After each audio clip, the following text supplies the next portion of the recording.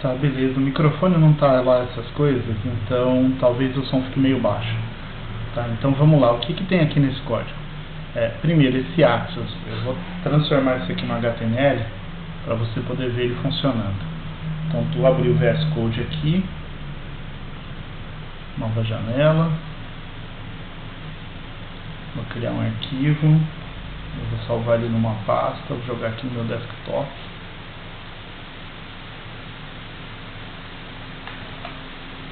Tá? Chamar ele de index.html, que aí o meu VS Code já me dá o que eu preciso aqui. Então vamos pegar aquele código, certo? Ele é um JavaScript, então ele tem que estar numa TypeScript.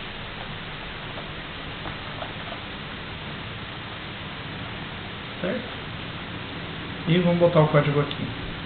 Tá, então o que ele está fazendo aqui? Nada, né? Por enquanto ele seta o nome, seta o ID e faz uma busca aqui. Então vamos criar esse arquivo, algum arquivo JSON na mesma pasta. E aí ele é um JSON, então ele tem uma coleção de objetos que tem ID, nome e ano. Reclama aqui, porque diz que tem que estar se você não dá erro de token, essas coisas erradas, então vou botar aqui Adriano 2, certo? Salvei, tem um arquivo JSON e aqui tem um index.html que abre algum arquivo JSON, tá?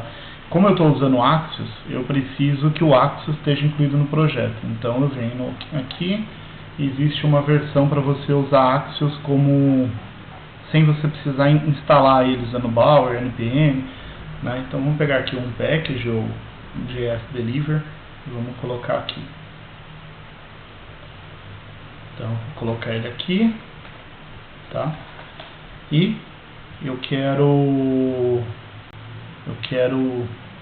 ver ele rodando no browser. Eu tenho um HTTP server aqui que é Node, que roda a pasta atual na porta 8080, então aqui eu já consigo olhar ele rodando 8080, tá? Tem aqui um HTML que não faz nada.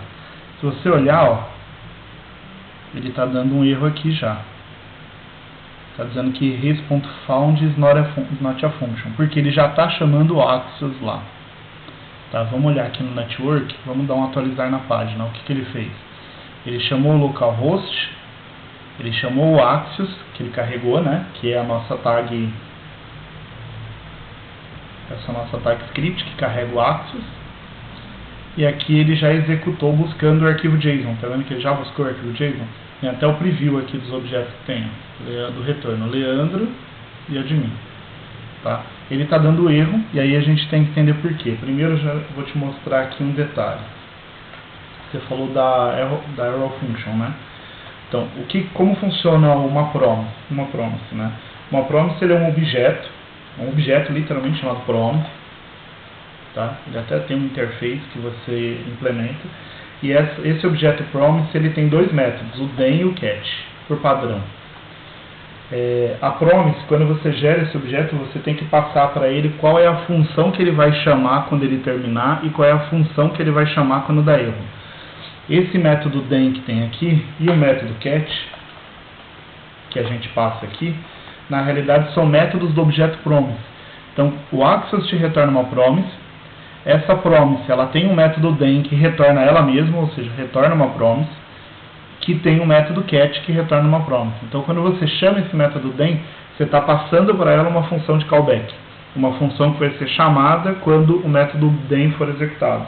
Então vamos ver, eu poderia passar uma função anônima aqui, function, poderia passar outra função anônima aqui. Ou eu poderia criar duas funções, tipo, quando then, e uma function quando catch. Vamos botar um console log aqui.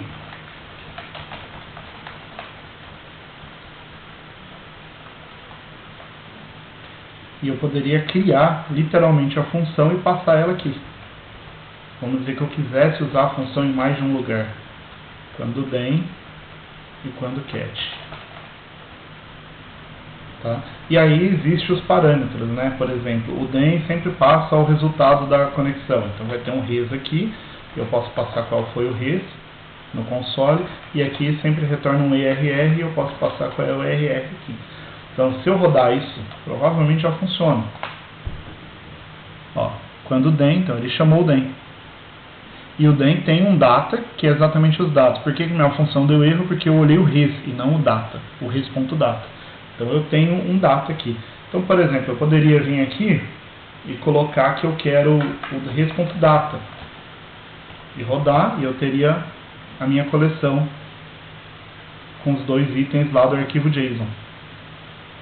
Certo? Então, por exemplo, o que é o arrow function, né? Eu venho aqui, por exemplo, e transformo essa função numa função anônima, né? Uma função que não tem nome, e eu posso vir e colocar ela aqui. Certo? E eu posso fazer a mesma coisa com o quando catch. Tiro o nome e coloco ela no lugar aqui. Então eu tenho duas funções anônimas, continuam funcionando. Ó, quando then, chamou. Vamos dizer que eu ponho o nome errado aqui, arquivo A. Aí vai dar o catch porque não existe o arquivo A. Então ele deu quando catch, passou qual foi o erro que aconteceu. Status code 404. Então vamos voltar aqui. E qual é a diferença do arrow function? É que em vez de colocar um function, eu mudo para o padrão de arrow function, né? É óbvio que a diferença não é só essa, né? As funções, elas têm contexto, e quando você chama uma arrow function, você não cria um contexto separado para ela, né? Mas isso você vai ver dentro de objetos, e aí não vale a pena a gente falar aqui. Mas vamos lá. Voltando para o exemplo original, eu sei que existe o arquivo, não vai dar erro, então eu não coloquei. Eu quero tratar o resultado. Então o que eu fiz lá? Eu quero pegar o nome. Eu tinha feito dessa forma, certo? If res. No caso eu não tinha colocado data, diferente de null, ou seja, se vier retorno, e se esse retorno, né, tiver conteúdo, eu digo que eu quero que o nome seja igual res.data, .find, e aqui é outra arrow function. Como funciona o find? Se você não olhou no JavaScript ainda, array find.js. Você tem o prototype aqui, .find, que diz que ela é um método que retorna o valor do primeiro elemento que satisfaz a função de teste. Então isso aqui é uma função, é uma arrow function que está num outro padrão. Então como funcionaria? Mesma coisa, eu tenho uma function que recebe x e que tem que retornar true ou false. Então, por exemplo, eu quero que ele me retorne true, né? Vamos fazer uma função mais cheia aqui. Se o x.id for igual a id, ou seja, esse 1, 2, 3 que eu passei por parâmetro aqui, então eu quero que ele me retorne true. Caso contrário, ele me retorne false. Então, ou seja, ele vai varrer os itens da coleção. Opa, não, eu chamei de reg, né? Let reg.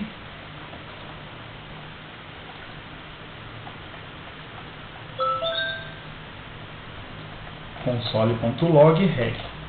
Provavelmente ele vai retornar null aqui dentro.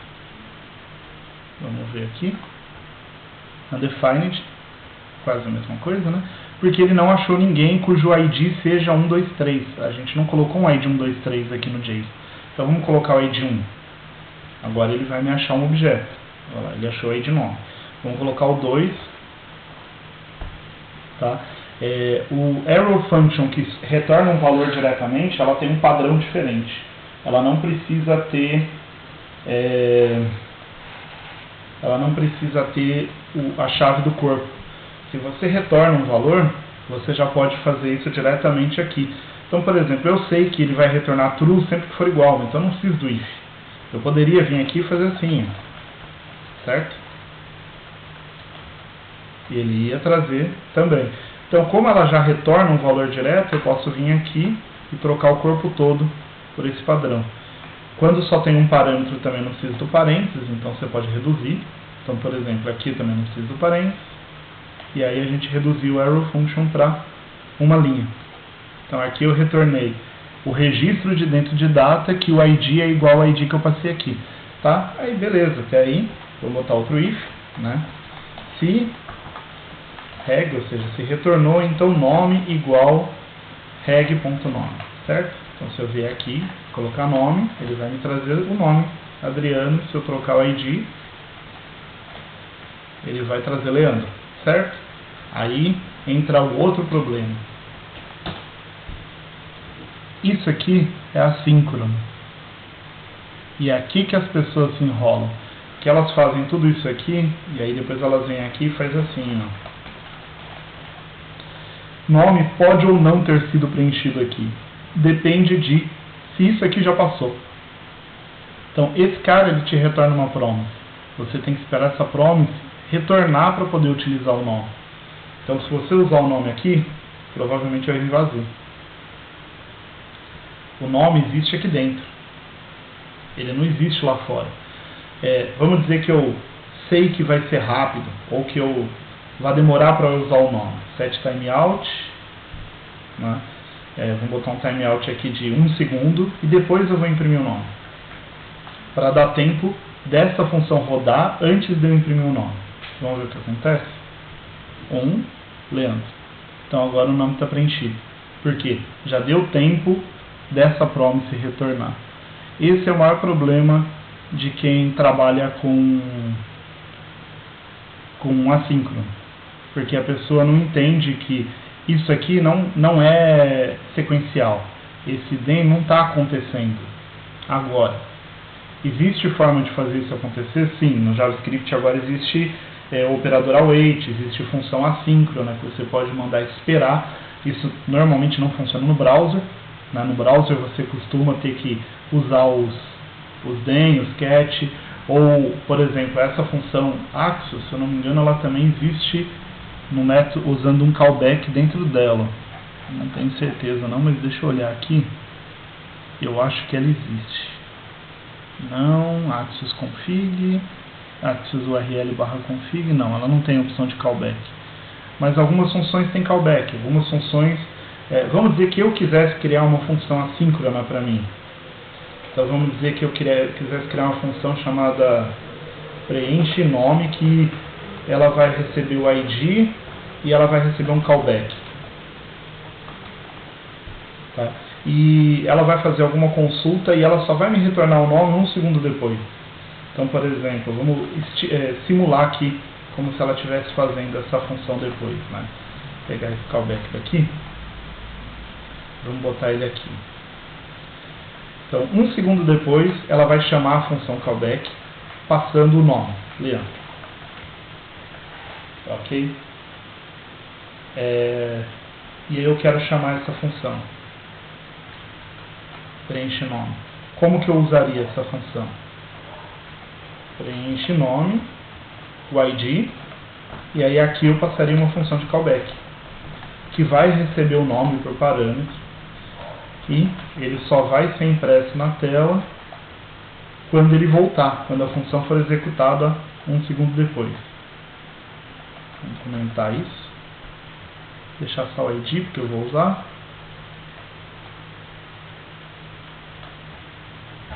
E aí vamos atualizar aqui. Aparece o nome. Agora vamos dizer que essa função nome, que nem no outro caso lá, vamos dizer que eu tivesse uma variável, chamasse essa função e aqui dentro colocasse nome igual nome. Da mesma forma eu botasse um console log aqui. Ele também não ia funcionar. Por quê? Não retornou. O retorno acontece 1 segundo depois. São funções assíncronas, só que desse jeito eu passei um callback, desse jeito eu fiz uma promise. Só para você entender o que eu falei da promise, a promise é isso aqui, ó. New promise. Existe um padrão. Dentro da promise ela tem 2 métodos, resolve e reject, que é uma error function. E aí esse objeto promise, ele fornece um den e um cat lá dentro. Então, por exemplo, eu quero fazer a mesma coisa, só que eu quero que isso aconteça no den da promise. Então eu venho aqui e digo que eu quero chamar o resolve, que é um método, tá vendo? Esse resolve parâmetro, ele é um método que eu vou chamar, é um callback.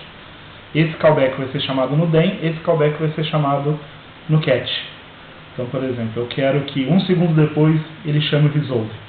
Então aqui eu usaria promiseid.den, vai receber um nome, console.log, nome. Vamos chamar, den of undefined, porque eu não retornei a promise. 1 segundo, ele chamou o Leandro. Ou seja, é isso que o Axios faz. Ele cria uma promise e seta, e dentro dela ele chama, depois que a conexão com a página funcionou e ele retornou o conteúdo, ele chama o método resolve da promise, passando o conteúdo por parâmetro aqui. Aqui eu estou simulando uma função que retorna uma promise. Isso é o que o Axios faz por dentro. Da mesma forma, também eu poderia ter o cat aqui, IRR, e aí passar algum parâmetro aqui, né? Vamos dizer que, vou botar só um texto para a gente ter certeza. E, assim, não costuma acontecer, ninguém faz isso, mas vamos dizer que eu quero que 2 segundos depois ele dispare um erro.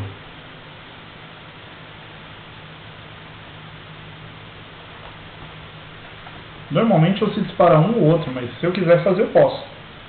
Vou fazer um teste aqui. E vou atualizar a página. 1 segundo o Leandro.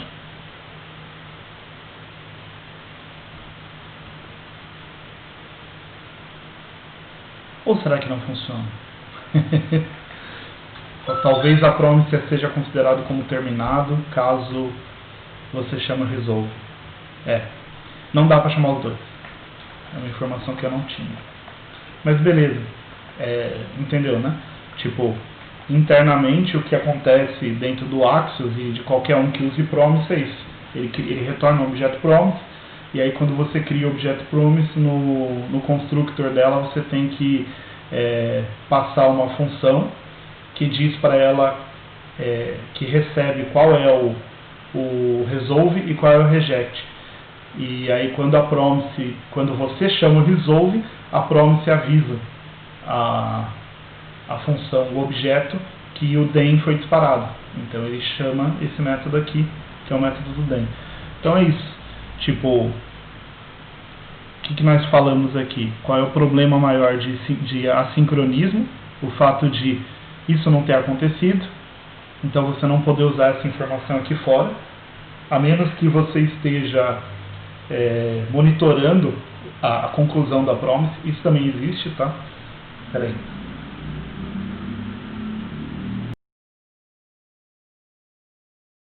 Desculpa, me deu tosse. Isso também existe um promise, tá vendo que esse promise all,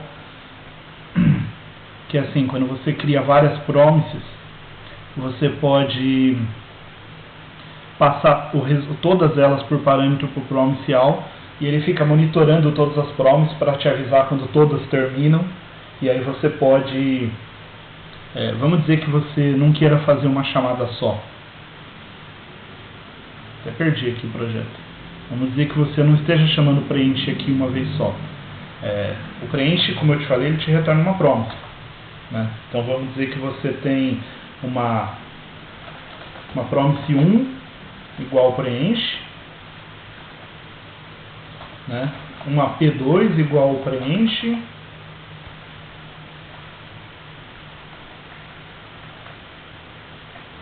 né? Vamos fazer assim. E aí você tem aqui o nome 1, nome 2. Você esteja chamando ele 2 vezes, o preenche nome, o preenche nome vai te chamar aqui o Leandro mais ID 1 segundo depois. E aí você está chamando a P1 e a P2. Você pode, que nem diz aqui na documentação, você pode mandar esperar as duas. Vamos dizer que aqui você vai preencher a variável nome igual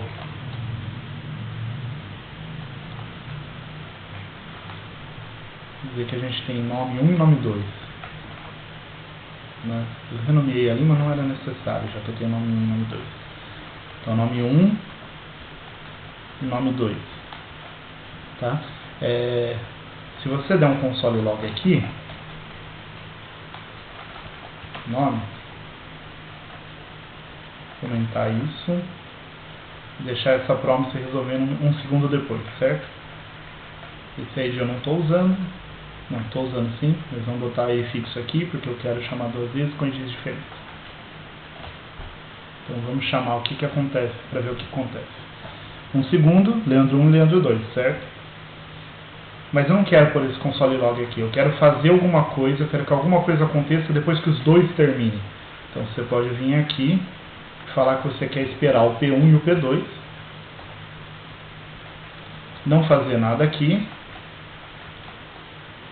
E, por exemplo, vamos ver o que ele imprime de value, mas eu acho que ele não imprime nada porque a gente não retornou nada no values, né? Mas a gente pode vir aqui e, por exemplo, imprimir o nome 1 e o nome 2, porque a gente sabe que as duas promises já retornaram, então automaticamente eu posso fazer o que eu quero. Leandro 1 e Leandro 2. Porque eu avisei, eu pedi para ele disparar o evento só quando as duas promises estiverem concluídas. Então esse cara fica esperando as promises terminar. Esse é um exemplo, por exemplo, se você quisesse aqui fazer um loop. Vamos dizer que você quisesse procurar um monte de informação, vamos dizer que a gente fosse fazer um for var i igual 1 to 1, i menor que 10, i mais mais. E aí aqui dentro eu criasse várias promises. Botasse elas numa matriz aqui. Let pis igual, e aí fizesse um pis.push. Acho que eu não peguei ela inteira.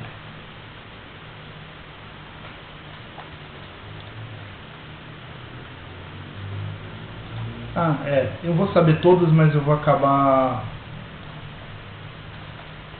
Nossa.